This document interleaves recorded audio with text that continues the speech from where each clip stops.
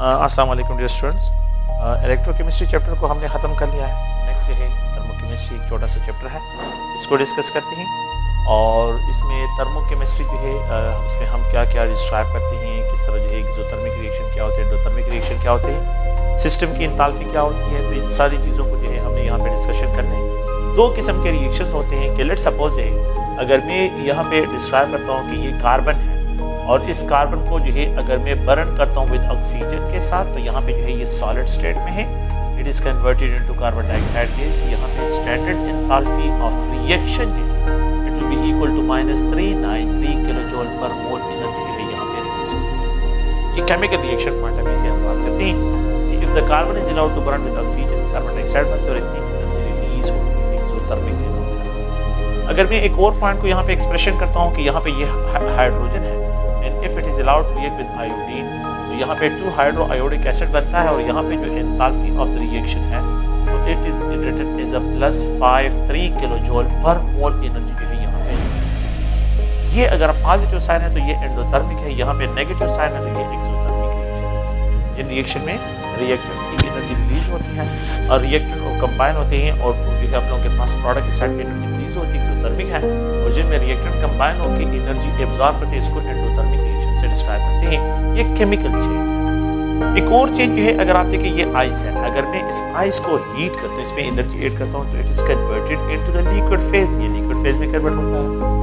अगर मैं इसमें और एनर्जी ऐड करता हूँ तो it is converted into the vapour phase, ये वेपर फेज में कन्वर्ट होता है। तो अगर मैं इसको हीट करता हूँ तो ये लिक्विड में, अगर मैं इसको और हीट कर लेता हूँ, हीट इसमें ऐड करता हूँ तो वेपर फेज में जो कन्वर्ट होता है। तो यहाँ पे जब हीट चेंजेस होते हैं तो state of the matter change होता है। जब हीट चेंजेस आते हैं तो स्टेट ऑफ द मैटर जो है क्या होता है, change. The branch of chemistry where we have to study the heat changes during a chemical change हो या फिजिकल चेंज हो, ये फिजिकल चेंज है। तो हीट चेंजेस जो है the branch of chemistry where we have to study the heat changes during a physical or chemical change हो, so that branch is described as a thermochemistry, इसको thermochemistry। So the branch where we have to study the heat changes, the energy changes, heat changes during a physical change हो, during a physical change और a chemical change हो। तो उस branch को जो है हम क्या एक्सप्रेस करते हैं, थर्मोकेमिस्ट्री से डिस्क्राइब करते हैं। तो ये थर्मोकेमिस्ट्री है। तो अगर आप लोग देखें तो ये फिजिकल चेंज है और ये क्या है, ये केमिकल चेंज है।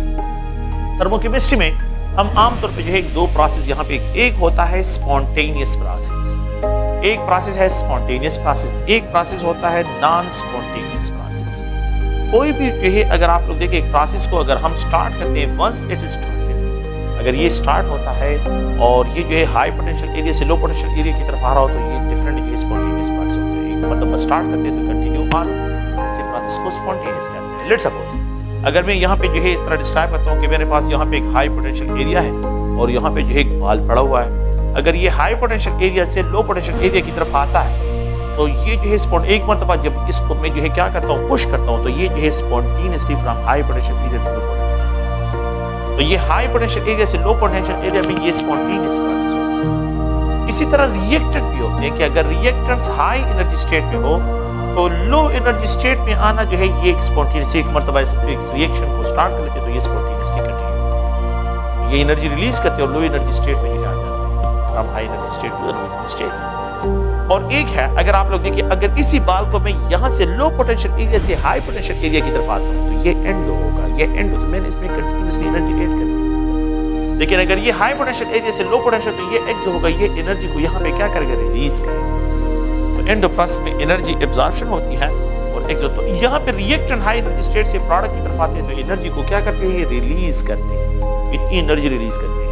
लेकिन अगर रिएक्टेंट लो एनर्जी स्टेट में हो और प्रोडक्ट हाई एनर्जी स्टेट में, तो रिएक्टेंट का प्रोडक्ट में कन्वर्ट होना एनर्जी इसने एब्जॉर्ब करनी है तो ये हाई एनर्जी स्टेट में जाएगा तो ये एंडो प्रोसेस होगा, इसमें एनर्जी एब्जॉर्प्शन होगी। तो हर वो प्रोसेस जो है, लेट्स सपोज अगर मैं यहाँ पे जो है अगर आप लोगों को लेता हूँ कि एक मरतबा मैं हाइड्रोजन को ऑक्सीजन के साथ बर्न करता हूँ, तो सॉरी कार्बन को ऑक्सीजन के साथ या हाइड्रोजन को ऑक्सीजन के साथ बर्न करता हूँ, तो एक मरतबा जो है अगर मैं इस प्रोसेस को स्टार्ट कर लेता हूँ तो ये प्रोसेस उस वक्त तक कंटिन्यू होगा जब तक जो है जितना हाइड्रोजन अवेलेबल होता है सब के सब बर्न होगा स्पॉन्टेनियसली।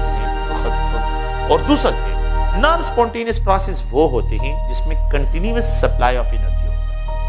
अगर आप लोगों को याद हो तो हमने डिस्कशन की इलेक्ट्रोकेमिस्ट्री में कि गैल्वानिक सेल में जो है, गैल्वानिक सेल जो होते हैं तो उसमें एक स्पॉन्टेनियस प्रोसेस होता है और उसमें एनर्जी की प्रोडक्शन होती है, वो एनर्जी रिलीज करते हैं। इलेक्ट्रोलाइटिक सेल में अगर आपको याद हो तो मैंने इसको कहा था कि यहाँ पे नॉन स्पॉन्टेनियस प्रोसेस है। डिस्चार्ज ऑफ बैटरी जो है अगर आप देखें तो ये जो है एक स्पॉन्टेनियस प्रोसेस है, लेकिन रिचार्ज ऑफ बैटरी जो है अगर आप देखें तो ये जो है एक नॉन स्पॉन्टेनियस प्रोसेस।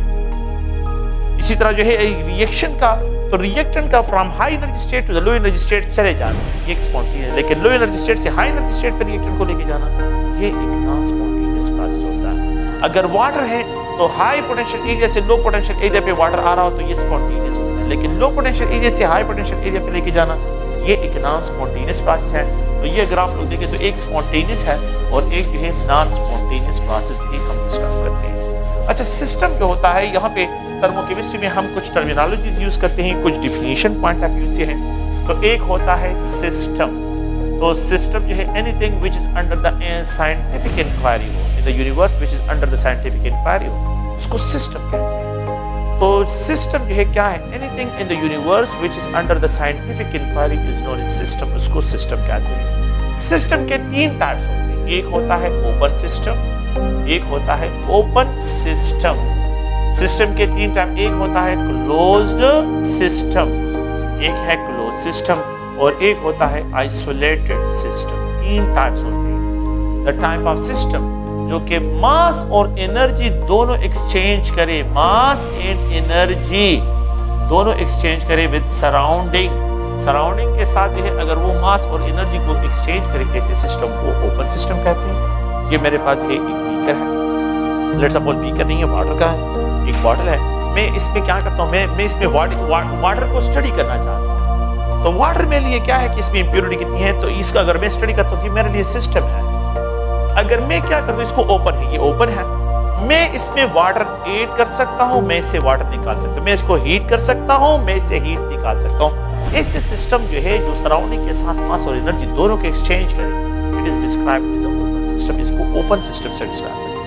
अगर मैं यहाँ पे जो है क्या करता हूँ, यहाँ पे एक दूसरा पॉइंट है, अगर मैं इसको क्लोज करूँ कि ये जो है मास एक्सचेंज ना हो, कि ना जो है इससे वाटर निकाले ना इसमें वाटर ऐड करे, ठीक है, लेकिन इसको हीट कर सकते और ये एनर्जी लॉस करे, तो ऐसा सिस्टम जो है जिसमें नो मास एक्सचेंज हो with surrounding, no mass exchange but it can exchange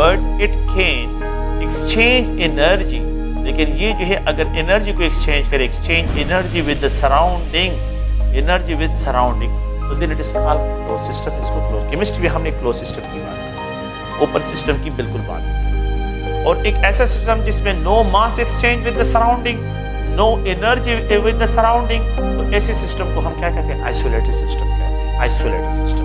तो ऐसा सिस्टम जो है सराउंडिंग के साथ जो है ना एनर्जी एक्सचेंज करे ना मास एक्सचेंज करे, इसको जो है आइसोलेटेड सिस्टम कहते हैं। और vacuum jug is an example, अगर आप लोग देखें वैक्यूम जग जो है, थर्मास इज एन एग्जांपल जो है यहाँ पे इसके एग्जांपल में आ जाता है क्लोज सिस्टम। अच्छा, सिस्टम के दो प्रॉपर्टीज होती हैं, प्रॉपर्टीज ऑफ सिस्टम। सिस्टम की एक प्रॉपर्टी इंटेंसिव होती है, सिस्टम की एक प्रॉपर्टी इंटेंसिव होती है और सिस्टम की एक प्रॉपर्टी जो है ये एक्सटेंसिव प्रॉपर्टी। तो अगर आप लोग देखें तो एक एक्सटेंसिव प्रॉपर्टी है और एक इंटेंसिव, तो these are the properties of the system. ये प्रॉपर्टी है और ये टाइप्स है, ये क्या है, ये इसके टाइप्स हैं। तो intensive property, the property of system which is independent on the mass, जो मास इंडिपेंडेंट जो है, independent on mass, on mass of system, such a property is known as intensive property. इसको intensive property है। Let's suppose मेरे पास एक beaker में water है, मेरे पास एक टब में वाटर है, मेरे पास जो एक ड्रम में वाटर पड़ा हुआ है। अगर मैं इनको बॉयल करता हूँ, देखिए इसमें मास कम है, इसमें मास ज्यादा है, इसमें मास सबसे ज्यादा है, ये भी वाटर है, ये भी वाटर, ये भी वाटर। अगर मैं इसको बॉयल करता हूँ, ये भी 100 डिग्री सेंटीग्रेड पे है। अगर मैं इसको बॉयल करता हूं तो ये भी 100 डिग्री सेंटीग्रेड पे। अगर मैं इस ड्रम ऑफ वाटर को भी बॉयल करता हूं तो ये भी 100 डिग्री सेंटीग्रेड पे बॉयल होगा। ये मास पे इंडिपेंडेंट है, 100 पे ये भी बॉयल होगा, ये भी बॉयल होगा, ये भी बॉयल होगा। तो इट मींस कि जो है ऐसी प्रॉपर्टी जो मास इंडिपेंडेंट हो, तो boiling melting point is surface tension of a liquid, जो है ये इंटेंसिव प्रॉपर्टी। विस्कोसिटी, अगर आप लोग देखें तो ये इंटेंसिव प्रॉपर्टी। ये क्या है? विस्कोसिटी जो है, वेपर प्रेशर जो है, ये इंटेंसिव प्रॉपर्टी है। ये अमाउंट पे इंडिपेंडेंट होता है। सिस्टम का वेपर प्रेशर जो होता है वो अमाउंट पे इंडिपेंडेंट होता है। सिस्टम की वो प्रॉपर्टी जो मास डिपेंडेंट होती है, the property of a system, the property of a system which is mass dependent हो, which is a mass dependent हो, mass dependent, जो mass dependent हो उसको जो है हम क्या कहते हैं? एक्सटेंसिव प्रॉपर्टी कहते हैं। अब अगर आप देखें यहाँ पे मास, we know that mass is directly proportional to heat, heat जो है जहाँ पे मास ज्यादा होगा वहाँ पे हीट कंटेंट ज्यादा होंगे। अब 100 डिग्री सेंटीग्रेड या 90 डिग्री सेंटीग्रेड मेरे पास इस वाटर का टेम्परेचर है, इसका जो है 90 डिग्री सेंटीग्रेड टेम्परेचर है, यहाँ पे 90 डिग्री सेंटीग्रेड टेम्परेचर है मेरे पास वाटर, इसकी हीट कंटेंट ज्यादा होगी। जहाँ पे मास ज्यादा वहाँ पे हीट कंटेंट, जहाँ पे मास कम उसके हीट कंटेंट कम, जहाँ पे मास कम उसके हीट कंटेंट सबसे कम। तो हीट और मास में क्या है? Direct relation. इस सिस्टम की वो प्रॉपर्टी जो मास डिपेंडेंट है उसको एक्सटेंसिव प्रॉपर्टी कहते हैं। तो सिस्टम की एंथैल्पी ऑफ ए सिस्टम जो है, अगर आप लोग देखें तो ये जो है क्या है? Extensive property. मास मतलब क्या है? अगर मैं इस तरह एक्सप्लेन करूं, ये मीथेन है, it is allowed to burn with oxygen, you will get mole of carbon dioxide, 2 mole of water, और यहाँ पे जो है 890 kilo joule per mole energy. ये 16 ग्राम मीथेन को बर्न करता हूं तो इतनी एनर्जी रिलीज होती है। अगर मैं ये इनर मास डबल करूं तो फिर ये एनर्जी भी डबल हो जाएगी ना, 890 डबल हो जाएगी।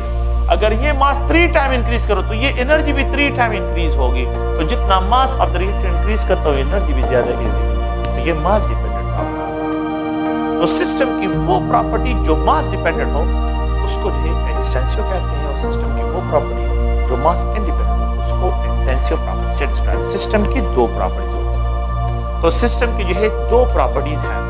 अच्छा, एक और फैक्टर जो है जिसको जो है यहाँ पे डिफिनीशन की तरफ आते हैं वो भी है, एक है स्टेट फंक्शंस क्या होते हैं।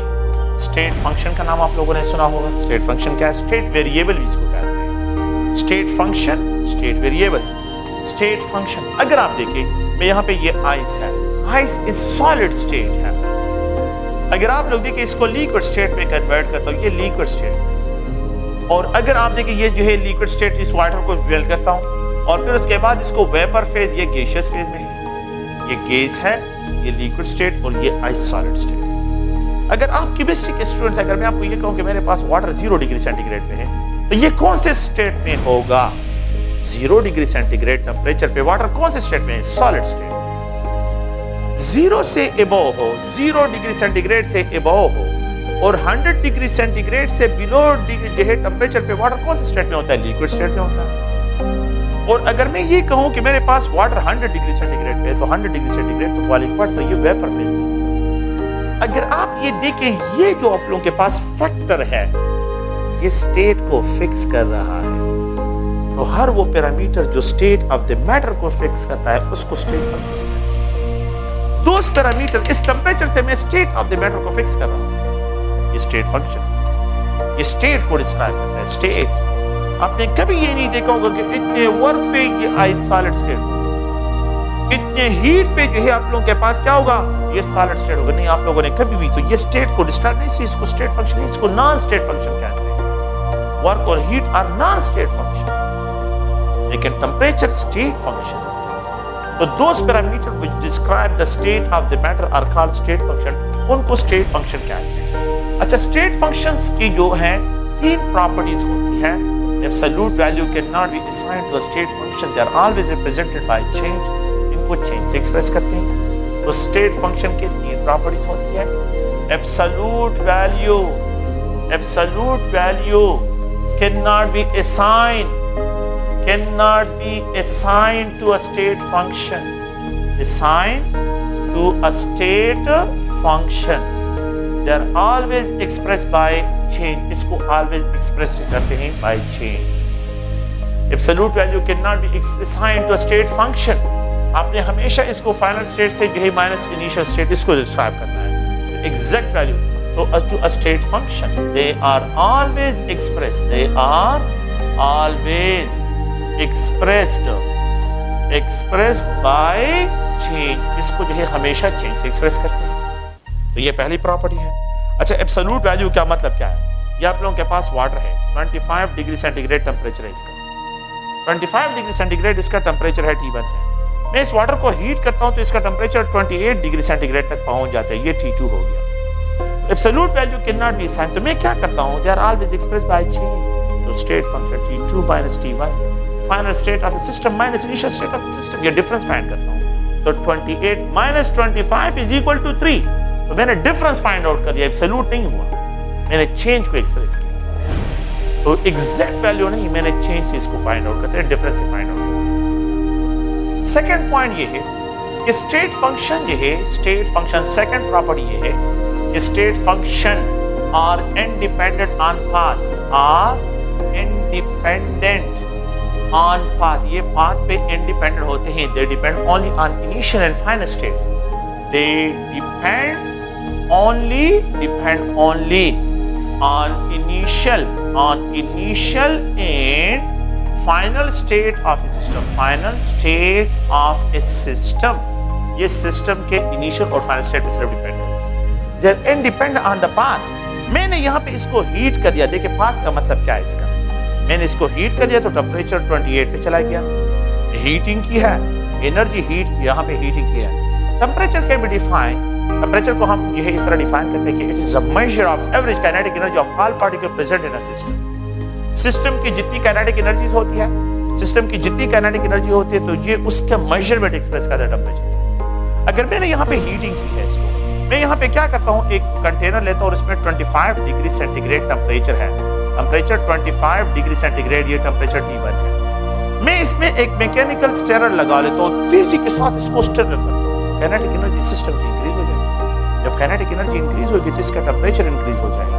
तो यहाँ पे ये 28 डिग्री सेंटीग्रेड तक लेट्स सपोज T2 टेम्परेचर पहुंच जाए, 28 डिग्री सेंटीग्रेड। देखिए मैंने स्टीयरिंग के जरिए इसका टेम्परेचर 25 से 28 पे लेके गया, यहाँ पे हीटिंग के जरिए जो है इसका टेम्परेचर लेके गया, पाथ चेंज किया है, एक जगह पे एनर्जी हीट फॉर्म में और एक जगह पे मैकेनिकल स्टीयरिंग कर रहा हूँ, और मैकेनिकल स्टीयरिंग के जरिए इसका, और लेकिन चेंज दोनों में क्या है, यहाँ पे 28 माइनस 20, यहाँ पे तो they are independent on the path, they just only depend on the initial state and final state. Path जो भी हो, अब मैंने इस पाथ के जरिए जो है टेम्परेचर इंक्रीज करे, पाथ ये भी है, the change will remain same. Change क्या होगा, they only depend on the initial and final state of the system and they are independent on the path, ये पाथ पे इंडिपेंडेंट। तो पाथ का मतलब क्या है कि मैकेनिकल स्टीयरिंग के जरिए इसकी काइनेटिक एनर्जी बढ़ा दी है, या हीटिंग के जरिए इसकी टेम्परेचर जो है चेंज किया हुआ है। The third point जो है, last point, अगर आप देखें स्टेट फंक्शन की जो property, we know that the equation PV is equal to nRT. Now this equation is known as state equation. इसको क्या कहते हैं, स्टेट इक्वेशन कहते हैं। If let's suppose n की वैल्यू क्या हो, 1 मोल हो, if the composition ये है यहाँ पे क्या हो, ये 1 मोल हो, अगर ये 1 मोल हो, अगर आप लोग थोड़ा सा गौर से देखें, और यहाँ पे जो है स्टेटमेंट ये है कि अगर ये 1 मोल हो जाए तो ये यहाँ पे R कांस्टेंट, तो PV is equal to T और डिवाइड बाय R। R को जो है मैं यहाँ पे ट्रांसफर कर रहा हूँ और N को भी ट्रांसफर कर दिया। अगर मुझे ये दो वैल्यू गिवन हो, वी कैन इजीली, ये दो स्टेट फंक्शन की वैल्यू गिवन हो, we can easily find the value of third state function. तो अकॉर्डिंग टू दिस कंसेप्ट, कि स्टेट इक्वेशन में if two state variable are known हो, then the value of third state function उसके जरिए जो है fix हो जाती है। इसी तरह अगर आप लोग देखें, मैं इस तरह एक्सप्रेस करता हूं कि PV is equal to RT, 1 mole है, तो अगर आप देखिए प्रेशर RT बाय V, अगर मुझे वॉल्यूम और टेम्परेचर नाउन हो तो मैं इससे ये फाइंड कर सकता हूं, ये फिक्स हो जाएगा। अगर वॉल्यूम को आप लोग देखें तो volume is equal to RT by V, अगर मुझे ये दोनों वैल्यू नाउन हो, स्टेट फंक्शन वैल्यू नाउन हो, तो ये जो है इससे फाइंड आउट कर सकते हैं। So the according to this concept कि इन स्टेट इक्वेशन में if the two variable value known हो, two state variable value known हो, तो then the value of third state function खुद ब खुद क्या हो जाता है, ऑटोमेटिकली फिक्स हो जाता है। ये जो है थर्ड प्रॉपर्टी है state function.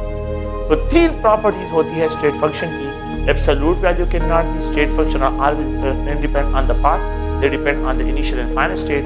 And second one ये है कि इन state equation if two state variable की वैल्यू नॉन हो, the value of third state function क्या हो जाती है, वो फिक्स हो जाती है। तो ये स्टेट फंक्शन की प्रॉपर्टीज जो है अगर आप देखें तो ये उसको जो है यहाँ पे। नेक्स्ट जो है अगर हम आ जाए तो एक अनदर टॉपिक है that is known as internal energy, internal energy of a system. Internal energy of a system. Internal energy क्या होती है? It is express by E, इसको ई से एक्सप्रेस करते हैं। Internal energy of a system जो है क्या है? Internal energy is equal to the sum of kinetic energy of particle and plus potential energy of particles. कि जितने आप लोगों के पास ये सिस्टम है और इस सिस्टम में मेरे पास जो है वाटर प्रेजेंट है, तो इस सिस्टम में जो है वाटर में जितनी पोटेंशियल एनर्जी है, वाटर मॉलिक्यूल में जितनी पोटेंशियल एनर्जी होती है, जितनी इसकी काइनेटिक एनर्जी है, उन एनर्जीज का जो सम होता है वो इस सिस्टम की इंटरनल एनर्जी कहलाता है। क्या मतलब है? अच्छा, ये वाटर मॉलिक्यूल ट्रांसलेट होता है तो काइनेटिक एनर्जी इसकी क्या है? ट्रांसलेट होता है तो इसमें ट्रांसलेशन एनर्जी। अच्छा, ये वाटर मॉलिक्यूल जो है ये रोटेट भी होते हैं, they also possess rotational energy. ये वाटर मॉलिक्यूल में हाइड्रोजन ऑक्सीजन के साथ बॉन्डेड है तो ये वाइब्रेट भी होते हैं, so they have vibrational kinetic energy। इन तीनों फॉर्म्स ऑफ एनर्जीज का जो सम अप होगा वो kinetic energy of the water molecule. Potential energy क्या है? पोटेंशियल एनर्जी अगर आप लोग देखें, ये हाइड्रोजन और वाटर मॉलिक्यूल दूसरे वाटर मॉलिक्यूल के साथ थ्रू इंटरमॉलिक्यूलर फोर्सेस कनेक्ट होता है, तो ये पोटेंशियल एनर्जी की एक फॉर्म है। ये हाइड्रोजन ऑक्सीजन के साथ through chemical covalent bond link है, it is called intramolecular forces. Intramolecular forces के जरिए कनेक्टेड है अगर आप लोग देखें। और यहाँ पे जो है ये ऑक्सीजन का न्यूक्लियस है, हाइड्रोजन का न्यूक्लियस है, यहाँ पे इलेक्ट्रॉन्स है और यहाँ पे ये न्यूक्लियस है। इन दोनों के दरमियान अट्रैक्टिव फोर्सेस को न्यूक्लियर फोर्सेस कहते हैं। इन तीन फोर्सेस का जो सम अप होगा वो जो है आप लोगों के पास potential energy describe, it is describe as a potential energy. ये पोटेंशियल एनर्जी है। अब मैं इस तरह एक्सप्रेशन करता हूं कि the internal energy of a system will be equal to translational energy plus rotational energy plus vibrational energy। इन तीनों एनर्जीज का जो सम अप है ये जो है आप लोगों के पास काइनेटिक एनर्जी और potential energy is considered to be intramolecular forces, intramolecular forces plus intermolecular forces plus अगर आप लोग देखिए तो यहाँ पे न्यूक्लियर फोर्सेस। इन तीनों फोर्सेस का जो सम अप है ये पोटेंशियल एनर्जी को एक्सप्रेस करता है। तो इट इज बहुत डिफिकल्ट होगा इन ऑर्डर टू फाइंड कि इनकी एग्जैक्ट वैल्यू फाइंड करो, ये भी फाइंड करो, ये भी फाइंड करो, ये भी फाइंड करो, ये भी फाइंड करो, ये भी फाइंड करो, तो ये बहुत मुश्किल है। ये क्या है? ये बहुत मुश्किल है। तो इसलिए हम इसको क्या करते हैं? चेंज से एक्सप्रेस करते हैं। मैक्रोस्कोपिक प्रॉपर्टी है। इन सारी एनर्जी वैल्यूज को एट अ टाइम फाइंड करना बहुत मुश्किल है। तो हम क्या करते हैं? इनिशियल इंटरनल एनर्जी क्या है, फाइनल इंटरनल एनर्जी क्या है, क्योंकि at a time absolute value can not be assigned, absolute value can not be assigned. इसका रीजन ये कि यहाँ पे इतनी सारी वैल्यूज फाइंड करना at the same time it is impossible है। तो क्या करते हैं साइंटिस्ट कि यहाँ पे पहले इनिशियल इंटरनल एनर्जी क्या है, इंटरनल फाइनल इंटरनल, इन दोनों का डिफरेंस फाइंड करते हैं, E2 माइनस E1, ये डिफरेंस फाइंड आउट करते हैं। सो इट इज एक्सप्रेस, ये जो है स्टेट फंक्शन है। इंटरनल एनर्जी क्या है? स्टेट फंक्शन जो है इसको डिस्क्राइब करते हैं। तो इंटरनल एनर्जी स्टेट फंक्शन है। Okay, what will happen to a system if the internal energy of a system change? What will happen to a system? ये ज़हन में रखिए, what will happen to a system, happen to a system, to a system if the internal energy of a system change, internal energy of a system change, अगर system की internal energy change हो जाए, what will happen to the system? System को क्या हो जाता है? तो पहला पॉइंट ये है कि सिस्टम की इंटरनल एनर्जी अगर चेंज होती है, आइस है, ये लिक्विड है और यहाँ पे जो है ये वेपर्स है, तो इसकी इंटरनल एनर्जी कम, इसकी इंटरनल एनर्जी ज्यादा, इसकी इंटरनल एनर्जी और ज्यादा हो जाती है। तो state of the system will change, state of system change observe होगा, state of system will be change, ये जो है चेंज हो जाएगा अगर सिस्टम की इंटरनल एनर्जी चेंज हो जाए। सेकेंड पॉइंट ये है कि मेरे पास वाटर है कंटेनर में और इस कंटेनर में इंटरनल एनर्जी इसकी 1 है, इसका टेम्परेचर T1 है। अगर मैं इसको क्या कहते हैं, इसकी इंटरनल एनर्जी, ये भी लिक्विड स्टेट में है, लिक्विड स्टेट, और ये भी लिक्विड स्टेट में है। यहाँ पे अगर आप लोग देखें तो यहाँ पे ये भी लिक्विड स्टेट, ये भी लिक्विड स्टेट में है, लेकिन ये 25 डिग्री सेंटीग्रेड और ये 50 डिग्री सेंटीग्रेड, तो स्टेट तो सेम है लेकिन टेम्परेचर। तो इफ द सिस्टम की इंटरनल एनर्जी चेंज हो जाए तो temperature change will be observe, temperature change और विल बी ऑब्जर्व। तो यहाँ पे जो है temperature change will be observe, यहाँ पे टेम्परेचर चेंज क्या होगा, वो ऑब्जर्व। तो it will be described as a observe, जो है यहाँ पे टेम्परेचर चेंज ऑब्जर्व होगा। Okay, if the internal energy of a system sufficient change हो जाए तो then a chemical change will be observe, chemical change है ये क्या होगा, विल बी ऑब्जर्व, ये ऑब्जर्व होगा अगर आप लोगों के पास sufficient amount of the internal energy of the system change हो जाए। अगर मैं इसमें बहुत ज्यादा एनर्जी ऐड करता हूं तो वाटर डिकम्पोज हो जाएगा, हाइड्रोजन गैस और ऑक्सीजन गैस में कन्वर्ट हो जाएगा। ये पॉइंट जो है मेरा द फोर्थ पॉइंट ये है, all of the above statement जो है ये करेक्ट वन है। So what will happen to the system if the internal energy of system change, अगर सिस्टम की इंटरनल एनर्जी चेंज होती है तो टेम्परेचर चेंज होगा, स्टेट चेंज होगा, और यहाँ पे जो है आप लोग ज़हन में रखें केमिकल चेंज है ये आप लोगों के पास ऑब्जर्व होगा। तो ये all of the above statement है ये करेक्ट स्टेटमेंट है। नेक्स्ट जो है अगर हम देखें तो यहाँ पे जो है फर्स्ट लॉ ऑफ थर्मोकेमिस्ट्री है, फर्स्ट लॉ ऑफ थर्मोकेमिस्ट्री, तो it is also called law of energy conservation, law of energy conservation. According to this law, energy can neither be created nor destroyed during a physical process हो या during a chemical process हो। Physical हो या chemical process हो, energy can neither be created nor destroyed, although one form of energy is converted into another form.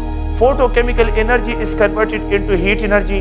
Photochemical energy, different forms of energy form में भी appear होती है। Heat energy is can be converted into internal energy and work में जो है appear होगा। So according to this concept, the energy of the universe, energy of the universe will remains constant. Universe will remains constant. Will remains constant. According to this concept, the energy of the universe will remains constant. ये system की जो energy होगी ये remains constant जो है यहाँ पे हमने डिस्क्राइब करना है। तो according to this concept अगर आप लोग देखें यहाँ पे जो है एक सिस्टम है और यहाँ पे ये गैसेस है, गैसेस है, गैसेस मॉलिक्यूल है, कांस्टेंट प्रेशर पे मैं क्या करता हूँ इसमें हीट एंटर करते हैं, सिस्टम की इंटरनल एनर्जी इवन है। According to this law, if the heat enter into the system, अगर मैं सिस्टम में हीट एंटर करता हूँ, it will partially appear in the form of increase of internal energy and there will be some work will be done। तो अगर आप लोग देखिए अगर मैं इसमें हीट एंटर करता हूँ तो सिस्टम की जो है इंटरनल एनर्जी जो है पार्शियली हीट जो है it will increase the internal energy of system, system की इंटरनल एनर्जी E1 से E2 पे चली जाती है और यहाँ पे जो है सम वर्क जो है अगर आप लोग देखें तो यहाँ पे some work will be done, यहाँ पे क्या हो रहा है सम वर्क जो है यहाँ पे ऑब्जर्व होगा and this work for a chemist जो है ये नेगेटिव होगा। ये एक्सपेंशन हो रहा है, सिस्टम जब एक्सपेंड होगा तो केमिस्ट्री पॉइंट ऑफ व्यू से ये नेगेटिव है, फिजिक्स वाले इसको जो है पॉजिटिव लेते हैं। तो according to this law if the heat enter into the system it will partially increase internal energy of the system and there will be some work, यहाँ पे जो है some work जो है वो ऑब्जर्व होगा।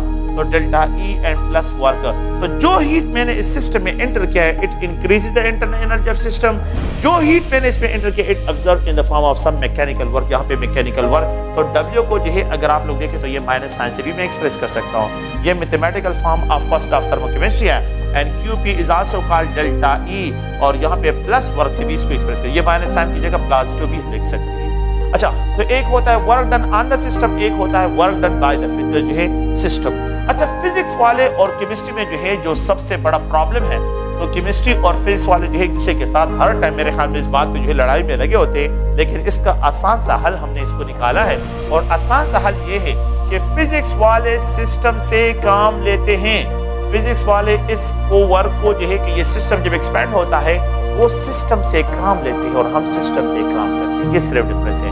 काम लेना और काम करना ये दो वर्ड्स है और ये दोनों डिफरेंट है। हम जो है इस काम को जो है ये हमारे लिए ये नेगेटिव है, ये हमारे लिए क्या है नेगेटिव वर्क है, लेकिन केमिस्ट्री पॉइंट ऑफ व्यू से जो है ये आप लोगों के पास पॉजिटिव वर्क होगा कि यहाँ पे सिस्टम पे आप काम करें कि सिस्टम पे एनर्जी ऐड करें, हर वो प्रोसीजर जो सिस्टम की एनर्जी को इंक्रीज करे वो पॉजिटिव होगा और जो सिस्टम से एनर्जी को निकालेगा वो नेगेटिव डिस्क्राइब होगा। तो फिजिक्स वाले इसको पॉजिटिव लेते हैं और हम इसको नेगेटिव लेते हैं, फिजिक्स वाले इसको नेगेटिव लेते हैं, हम इसको पॉजिटिव लेते हैं।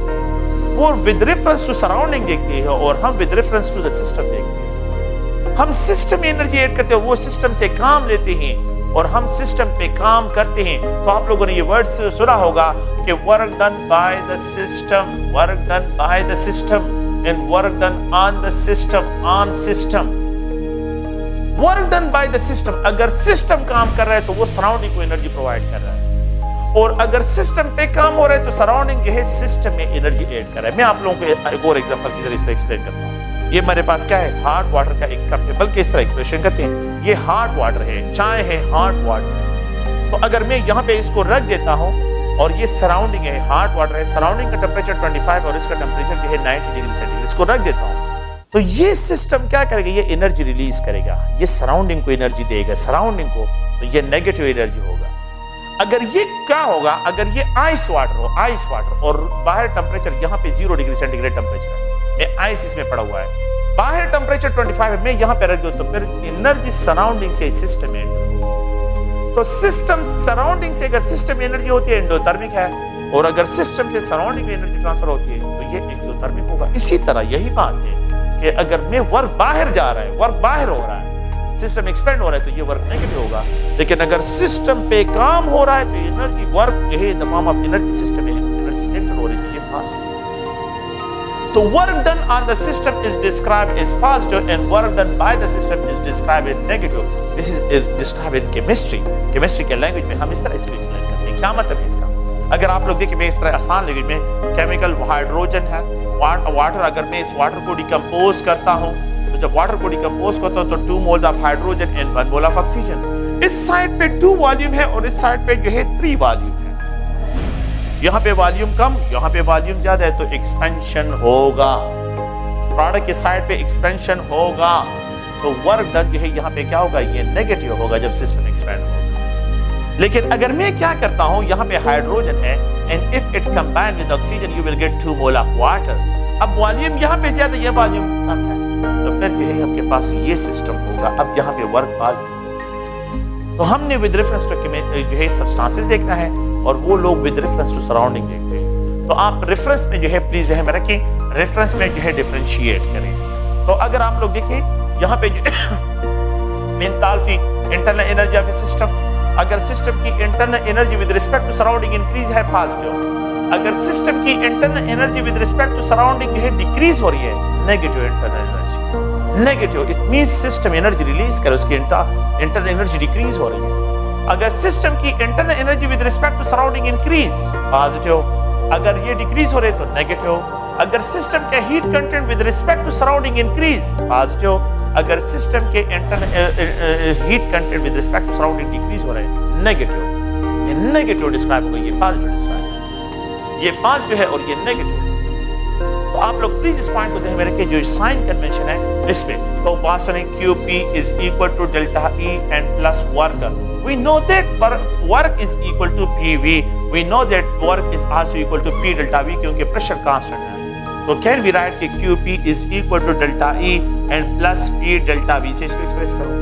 We also know that PV is equal to NR delta जो है T. We also know that delta V is equal to delta NR delta T. Now we can also express QP is equal to delta E and plus delta NR delta T. Now all these are the mathematical form of first law of thermochemistry. ये सब के सब जो है अगर आप लोग देखें तो फर्स्ट लॉ ऑफ थर्मोकेमिस्ट्री की जो है क्या है, थर्मोकेमिस्ट्री की जो है मैथमेटिकल फॉर्म्स हैं। अगर आप लोग देखें तो ये कांस्टेंट प्रेशर पे, प्रेशर को मैंने यहाँ पे कांस्टेंट रखा, मैंने पहले बताया QP मैंने लिखा था, तो QP में जो है अगर आप लोग देखें तो प्रेशर को यहाँ पे कांस्टेंट रखते हैं। तो the condition is isobaric condition. ये कंडीशन क्या है? आइसोबैरिक कंडीशन, जिसमें मैंने प्रेशर को कांस्टेंट रखता हूँ। तो कांस्टेंट प्रेशर पे जो है आप लोगों के पास सिस्टम के लिए जो जनरल कंसेप्ट्स हैं, तो ये सब के सब ये एक्सोथर्मिक है, एंडोथर्मिक है, और ये एक्सोथर्मिक प्रोसेस को एक्सप्रेस करते हैं minus W QP is equal to delta E minus जो है अगर आप लोग देखिए मैं इस तरह एक्सप्रेस करता हूँ minus P delta V QP is equal to delta E minus delta NR delta T। ये सब के सब जो है ये मेथड जो है क्या है, इसमें नेगेटिव वर्क हो रहा हो, नेगेटिव वर्क है। सिस्टम एक्सपेंड होगा तो यहाँ पे जो है नेगेटिव वर्क है, यहाँ पे इसके लिए डिस्क्राइब करते हैं, ये नेगेटिव वर्क होगा। तो यहाँ पे नेगेटिव वर्क है और यहाँ पे जो है आप लोगों के पास क्या है, ये पॉजिटिव वर्क, इसके लिए एक्सप्रेशन करते हैं। ये सब के सब है mathematical form of first law of thermochemistry है। अगर आप लोग देखें, अगर मैं यहाँ पे आइसोकोरिक कंडीशन को लेता हूँ, आइसोकोरिक कंडीशन, केमिस्ट्री में 2 कंडीशन है, एक आइसोबैरिक कंडीशन है, एक आइसोकोरिक कंडीशन हमने लेने हैं। इट मींस कांस्टेंट वॉल्यूम पे क्या करते हैं, कांस्टेंट वॉल्यूम लेते हैं, कांस्टेंट वॉल्यूम पे।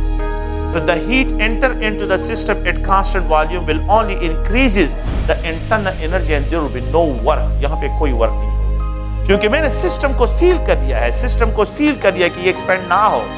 तो जितना हीट में एट कांस्टेंट वॉल्यूम इस सिस्टम में एंटर करूंगा, it will only increase internal energy system and there will be no work, no work. So no work done will be observe. No work जो है, no work done will be observed. There will be no work done observed during the constant volume. During constant volume, अगर आप लोग देखें constant volume तो gases को अगर आप सील कर लेते हैं, there will be no work. अच्छा, the work की वैल्यू जो है जीरो होगी. The work की वैल्यू जीरो होगी for solid.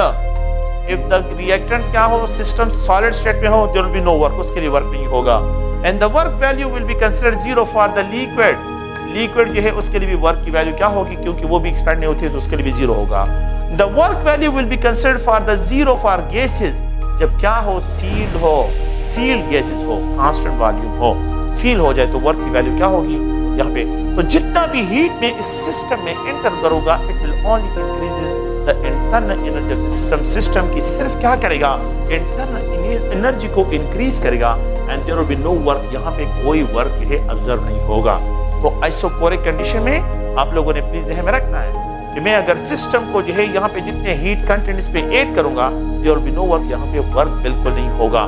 तो सोडियम सॉलिड स्टेट में है, ब्रोमीन जो है ये लिक्विड स्टेट में है, और यहाँ पे जो है अगर आप लोगों को जो है हाइड्रोजन गैस सील हो, अगर मैं आपको ये कहूँ कि मैं इसमें हीट एंटर करता हूँ तो it will only increase the internal energy, there will be no work, यहाँ पे भी कोई वर्क नहीं होगा. और मैं यहाँ पे सील लिख देता हूँ, सील का मतलब है constant volume, so there will be no work, यहाँ पे कोई वर्क फिर अपीयर नहीं होगा. तो आपने इन अल्फाज को, इन वर्ड्स को, स्टेट ऑफ दिस सिस्टम को जो है आप लोगों ने देखना है. ओके, नेक्स्ट जो है अगर हम यहाँ पे डिस्कशन करते हैं तो वो है एंथैल्पी. अगर आप देखें तो एंथैल्पी कैसे कहते हैं, the total heat content of a system, total heat contents of a system, heat contents of a system is known as enthalpy of a system. Now, enthalpy of a system is described by H, and it is equal to E and plus pressure volume work है, इन दोनों का सम के बराबर है. The internal energy of a system and plus pressure volume work. Enthalpy of a system is always determined at constant pressure. So it is always determined at constant pressure. ये हमेशा constant pressure पे जो है determine होती है. Enthalpy of a system is always determined at constant pressure.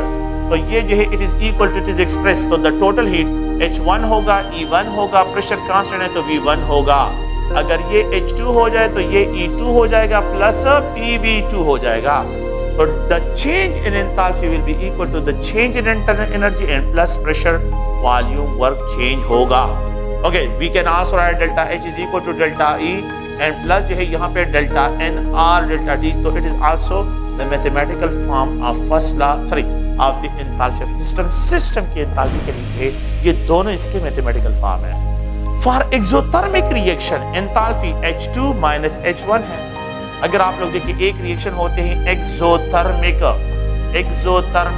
तो ये product enthalpy, ये रिएक्टेंट एंथैल्पी. अगर एक होते हैं एंडोथर्मिक रिएक्शन, तो आपने क्या करना है, अगर फाइनल एंथैल्पी जो है, अगर मैं सिंपल इस तरह लिख दूं कि अगर आप लोग देखें यहाँ पे एंथैल्पी ऑफ सिस्टम जो है ये 10, ये जनरल लिख रहा हूँ 10 किलो जूल है, और रिएक्टेंट की एंथैल्पी जो है मैं ये यहाँ पे लिख देता हूँ कि ये जो है 15 किलो जूल पर मोल है. तो इनका डिफरेंस क्या होगा, ये -5 किलो जूल होगा. तो it is described as exothermic. अगर ये क्या हो, यहाँ पे लिख दूं कि ये 20 किलो जूल, दूसरा पॉइंट, ये एक्सोथर्मिक रिएक्शन होगा, नेगेटिव साइन है. ये 20 किलो जूल पर मोल हो, और यहाँ पे जो है आप लोगों के पास क्या है, यहाँ पे जो है ये 15 किलो जूल जो है अगर आपके पास रिएक्टेंट की एंथैल्पी हो, तो इन दोनों का डिफरेंस +5 किलो जूल पर मोल हो. आप लोग बात सुनिए please, +5 kilo joule per mole minus ये पास जो है तो ये एंडोथर्मिक होगा और ये नेगेटिव है. तो जिस रिएक्शन के लिए एक्सोथर्मिक है तो वहां पे react product enthalpy minus reactant enthalpy, अगर ये डिफरेंस नेगेटिव आ रहा हो तो ये जो है एक्सोथर्मिक है, और अगर ये डिफरेंस पॉजिटिव आ रहा हो तो ये एंडोथर्मिक प्रोसेस है. तो एंथैल्पी फॉर रिएक्शन पॉजिटिव भी हो सकती है और नेगेटिव जो है, ये दोनों वैल्यू जो है हम यहाँ पे क्या कर सकते हैं, डिस्क्राइब करते हैं. सिस्टम की enthalpy, when the enthalpy of a system is determined at 298 Kelvin temperature and 1 atmospheric pressure, then it is called standard enthalpy. तो यहाँ पे जो है एक अनदर वर्ड इस्तेमाल करते हैं, standard enthalpy of a system. Enthalpy of a system, तो सिस्टम की जो standard, it is expressed by H0. ये नॉट जो है when enthalpy of a system is determined at 298 Kelvin temperature and 1 atmospheric pressure and 1 atmospheric 760 mm of mercury, then we call it standard enthalpy of system. इसको standard enthalpy of a system से describe करते हैं. When enthalpy of a system is determined at 298 Kelvin temperature and 1 atmospheric pressure, then it is called standard enthalpy of a system. इसको standard enthalpy and it is described by H naught से इसकी expression करते हैं. It is described by H. Standard enthalpy of an element is described to be zero. इसको zero लिखते हैं at their standard state. If the element or standard enthalpy of an element is always described zero at their standard state. At their standard state. अगर element standard state में हो तो फिर उसकी standard enthalpy जो है zero कंसीडर की जाएगी. क्या मतलब है? तो the standard enthalpy जो है standard enthalpy is considered to be zero. और देखिए far यहाँ पे is considered to be zero at यहाँ पे जो है आप लोग देखें A B C D. मैं यहाँ पे लिखता हूँ सोडियम है सॉलिड स्टेट में, सोडियम है लिक्विड स्टेट में, सोडियम है गैसियस स्टेट. तो सोडियम रूम टेम्परेचर पे सॉलिड स्टेट में होता है तो सोडियम की स्टैंडर्ड एंथैल्पी सिर्फ सॉलिड स्टेट में जो है जीरो कंसीडर की जाएगी. The standard enthalpy of the sodium is considered to be zero at, please ध्यान में रखिए, सोडियम सॉलिड स्टेट में, नॉट लिक्विड स्टेट में, नॉट गैसियस स्टेट.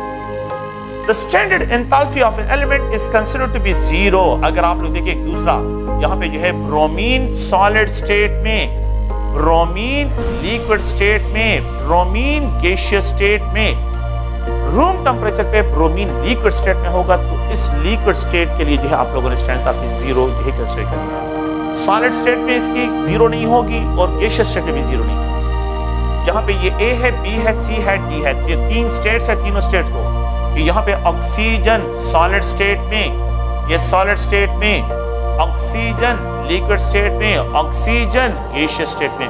तो रूम टेम्परेचर पे ऑक्सीजन गैसियस स्टेट में होगा तो उसकी स्टैंडर्ड एंथैल्पी जो है इसको आप लोगों ने क्या लेना है, इसको जो है आप लोगों ने मतलब ये कि जीरो यहाँ पे कंसीडर करना है. ऑक्सीजन के लिए जीरो, ब्रोमीन के लिए लिक्विड स्टेट में जीरो और सोडियम के लिए सॉलिड स्टेट में जो है जीरो होगी.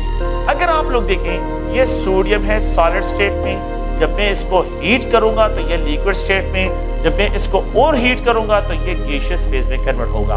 तो यहाँ पे जीरो कंसीडर किया जाएगा, यहाँ पे पॉजिटिव. क्यों? क्योंकि मैं ये सॉलिड स्टेट से लिक्विड स्टेट में जा रहा हूँ और यहाँ पे भी पॉजिटिव होगा क्योंकि ये गैसियस स्टेट में. तो सॉलिड से गैसियस लिक्विड में जाना एंडोथर्मिक है, लिक्विड से वेपर फेज में जाना ये भी एंडोथर्मिक है. तो यहाँ पे पॉजिटिव कंसीडर एंडोथर्मिक प्रोसेस है.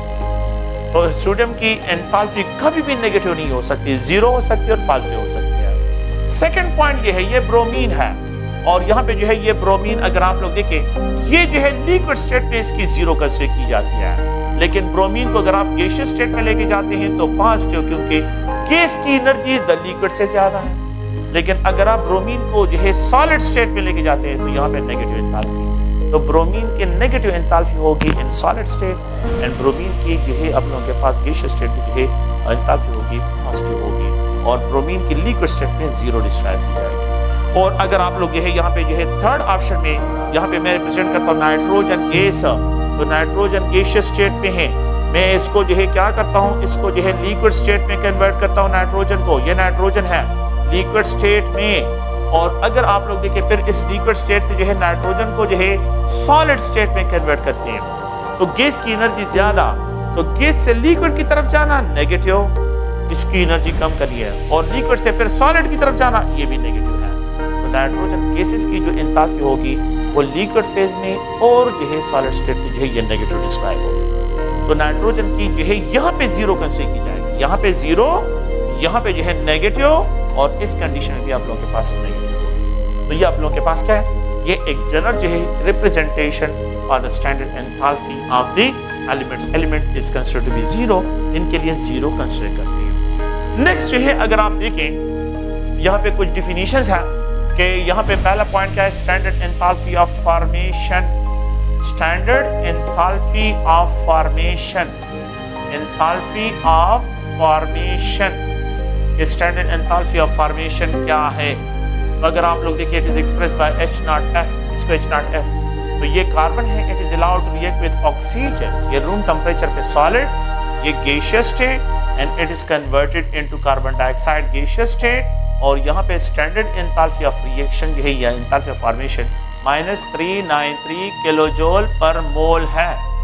The amount of energy released और एब्जॉर्ब, यहाँ पे रिलीज है, when 1 mole of a compound is formed from its constituent element at their standard, ये बहुत important है, standard state, from their constituent, the reactant must be in the elemental form। ये reactants क्या है, elemental form में, ये elements है, compound ही element है, और यहाँ पे compound बना हुआ है, ये compound है। The amount of energy released when 1 mole of a compound is formed from its constituent element at their standard state is known as standard enthalpy of a formation। अगर यहाँ पे ये लिखा हो कि कार्बन लिक्विड स्टेट में है और ऑक्सीजन गैसियस स्टेट में और ये कार्बन डाइऑक्साइड गैस जनरेट करे, गलत है, ये स्टैंडर्ड एंथैल्पी ऑफ फॉर्मेशन को एक्सप्रेस नहीं करता। इसके लिए मस्ट है कि carbon in the solid state में, अगर ये जगह, ये पॉइंट किसी जगह पे कि कार्बन सॉलिड स्टेट में और ऑक्सीजन गैस को यहाँ पे जो है लिक्विड स्टेट में, ये जो है स्टैंडर्ड एंथैल्पी ऑफ फॉर्मेशन को एक्सप्रेस नहीं करता। स्टैंडर्ड एंथैल्पी ऑफ फॉर्मेशन के लिए मस्ट है कि द रिएक्टेंट जो एलिमेंटल फॉर्म में हो और ये अपने स्टैंडर्ड स्टेट में हो। क्या हो, स्टैंडर्ड स्टेट में हो। सॉलिड जो है कार्बन रूम टेम्परेचर पे सॉलिड स्टेट में और ऑक्सीजन जो है ये गैसियस स्टेट में है, तो आपने उसके स्टेट को देखना है, उसके बेस पे डिसाइड करना है। How we have to find, ये प्रोडक्ट है, तो the enthalpy of the reaction is equal to, the enthalpy of the reaction is equal to standard enthalpy of the product, standard enthalpy of product minus standard enthalpy of reactant, ये reactants है।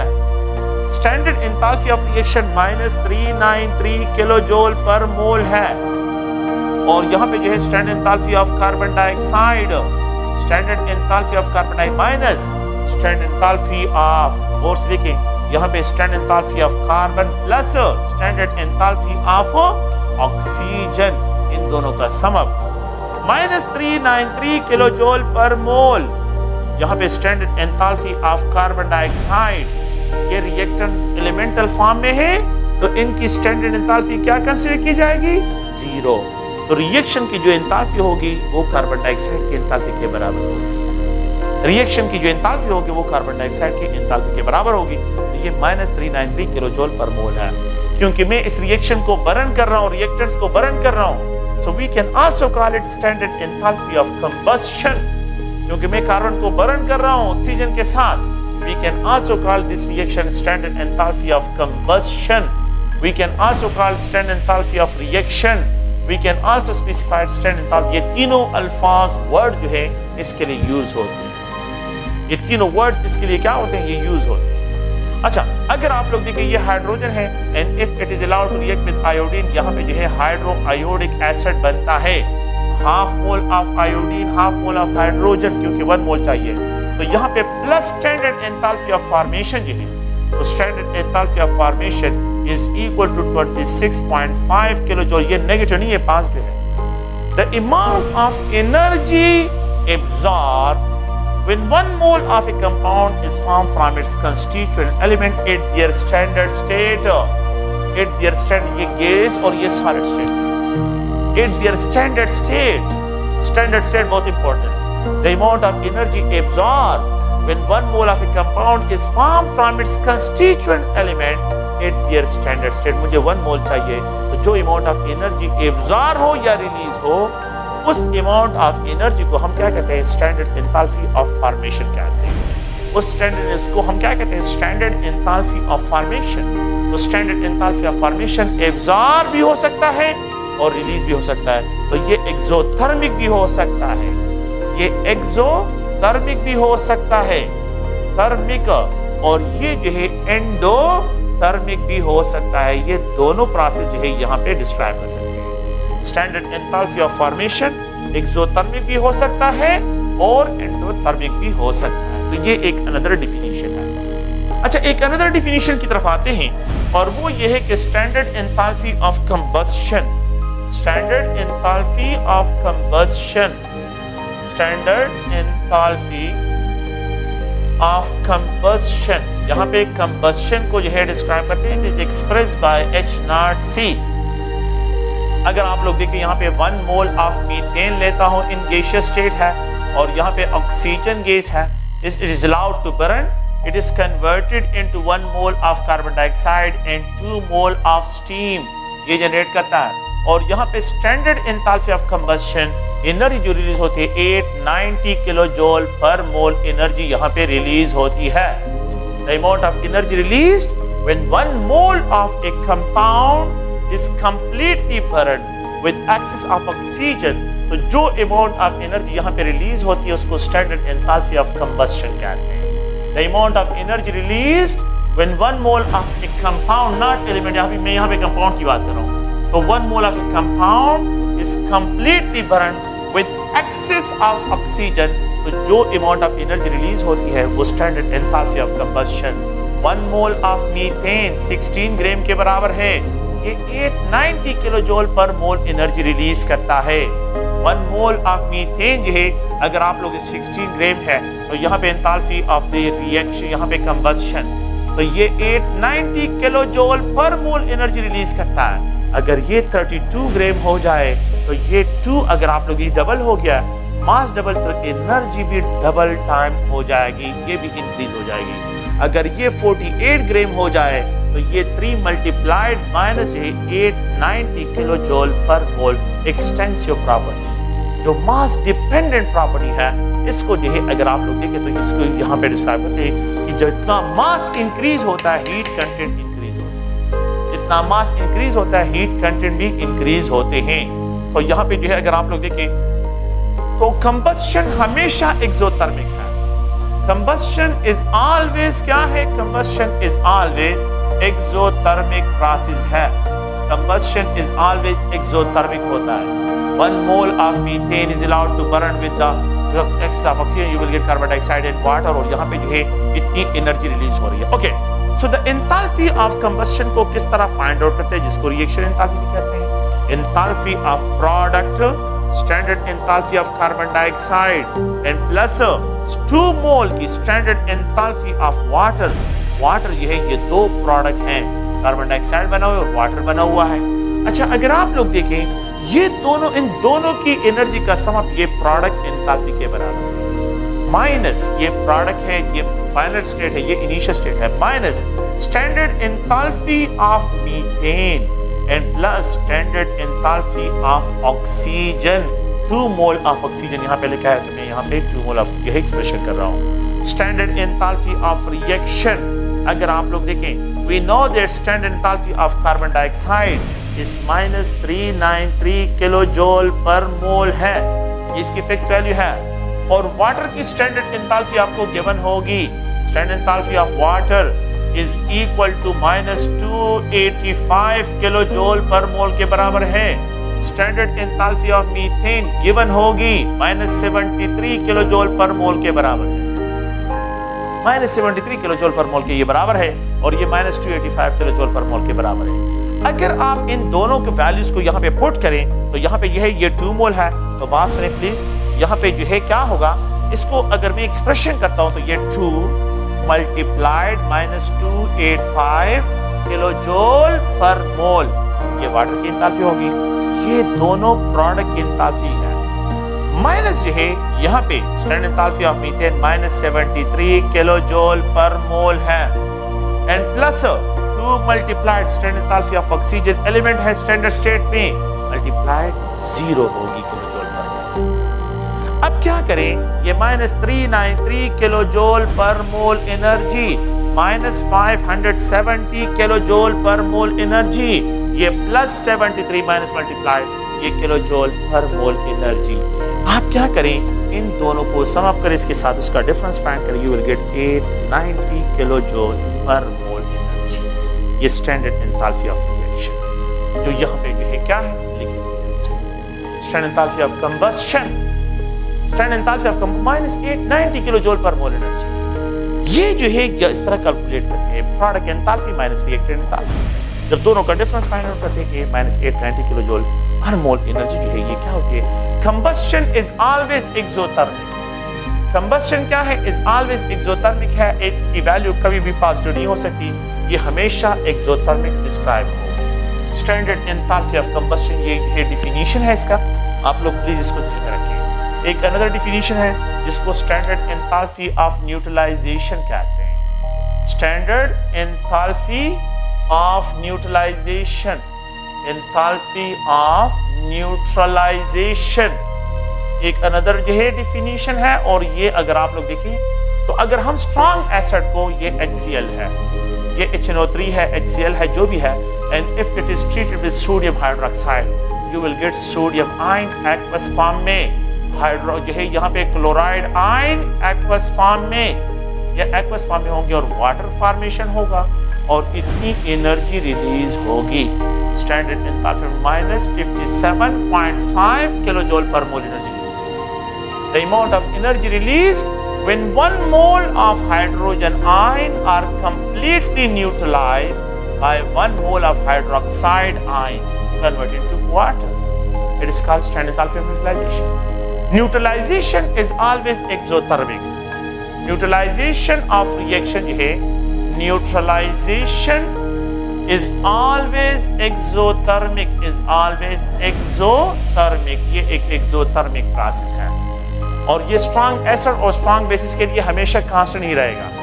Neutralisation is always exothermic, ये हमेशा जो है strong acid strong bases के लिए, अगर आप HNO3 ले और इसको पोटाशियम हाइड्रोक्साइड के साथ ट्रीट करें you will gate potassium ion aqueous form में और आयोडाइड यहाँ पे नाइट्रेट आयन एक्वस फॉर्म में, और यहाँ पे water of neutralization and standard enthalpy of neutralization will be described as minus 57.5 kilojoule per mole.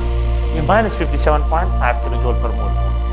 The amount of energy released when 1 mole of a substance, when 1 mole of hydrogen ion is completely neutralized by 1 mole of hydroxide ion, तो जो amount of energy release होगी उसको standard enthalpy of neutralization से क्या करते हैं? Describe करते हैं। तो next जो है अगर आप लोग देखें तो यहाँ पे जो है आप लोग प्लीज इस पॉइंट को ज़हन में रखें कि वीक एसिड के लिए भी यही वैल्यू है। वीक एसिड्स के लिए वीक एसिड जो है यहाँ पे होते हैं तो उनके लिए जो है राउंड अबाउट ये minus 55 kilo joule per mole energy release होती है, क्योंकि ये वीक एसिड जो है इससे ये 2 kilo joule energy for the ionization पर यूज करते हैं, तो इसी वजह से जो है इसकी एनर्जी है थोड़ी सी डिक्लाइन हो जाती है। ओके, तो एक अनदर जो है ये भी केमिकल जो है क्या है? स्टैंडर्ड एंथैल्पी ऑफ न्यूट्रलाइजेशन एक केमिकल चेंज है और इसमें ये भी एक्सोथर्मिक है। यहाँ पे हमेशा एनर्जी क्या होगी? आप लोगों के पास रिलीज जो है वो ऑब्जर्व होगा। नेक्स्ट जो है हम यहाँ पे डिस्क्राइब करते हैं standard enthalpy of solution, standard enthalpy of solution of, ये फिजिकल जो है ये फिजिकल फिनोमेना है and it is described as standard enthalpy of solution delta H0S से या H0S से एक्सप्रेशन करते हैं। अगर आप देखिए ये आप लोगों के पास क्या है? ये क्रिस्टलाइन सब्सटेंसेस हैं, पॉजिटिव नेगेटिव पॉजिटिव है, और यहाँ पे जो है ये वाटर मॉलिक्यूल्स हैं, दूसरे वाटर मॉलिक्यूल के साथ इलेक्ट्रोस्टैटिक इंटरेक्शन डेवलप करते हैं, हाइड्रोजन बॉन्डिंग के जरिए एक दूसरे के साथ कनेक्टेड है, वाटर मॉलिक्यूल दूसरे वाटर मॉलिक्यूल के साथ थ्रू हाइड्रोजन बॉन्डिंग कनेक्टेड है। होता क्या है कि जब ये लेटेस्ट साइड से डिटेच होते हैं तो इनको डिटेच करने के लिए एंथैल्पी जो है वो एंडोथर्मिक है, ये आयंस को सेपरेट करना एक एंडोथर्मिक प्रोसेस है। तो H1 एनर्जी ऐड होती है, ये लेटेस्ट एनर्जी है। फिर इन मॉलिक्यूल को एक दूसरे सेपरेट करने के लिए रियूम क्रिएट करेंगे, तो इन दोनों को सेपरेट करने के लिए भी इसमें एनर्जी ऐड करनी होगी। H2 ये भी एंडोथर्मिक स्टेप है और ये भी जो है आप लोगों के पास क्या है? एंडोथर्मिक स्टेप है। लेकिन जब ये वाटर मॉलिक्यूल और ये आयन एक दूसरे के साथ कंबाइन होते हैं तो यहाँ पे जो है एनर्जी रिलीज होती है। हाइड्रेशन हमेशा एक्सोथर्मिक होता है। हाइड्रेशन क्या है?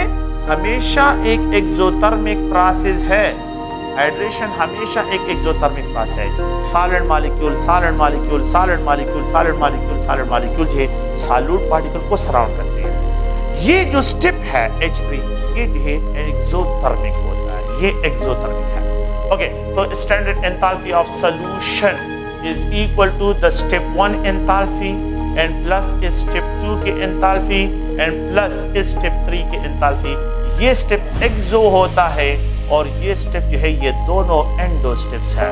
The amount of energy release are absorbed when 1 mole of a substance is completely dissolved in a given solvent at a specific temperature up to जो है आप लोग के पार्टिकल को completely diluted हो, उसको जो है हम क्या कहते हैं, enthalpy standard enthalpy of solution कहते हैं। तो अगर क्या हो, अगर H1 स्टेप और H2 स्टेप की एनर्जी H3 स्टेप से ज्यादा हो तो ये एंडो होगा और इसमें एनर्जी एब्जॉर्प्शन होगी। और अगर H3 स्टेप की energy H1 step and plus H2 step दोनों से ज्यादा हो तो फिर ये एक्स होगा, यहाँ पे जो है एनर्जी रिलीज होगी। ये क्या करेगा, ये एनर्जी रिलीज करेगा, ये फिजिकल फिनोमेना। इससे पहले जितने भी बातें की हैं वो केमिकल फिनोमेना है और ये जो है फिजिकल फिनोमेना।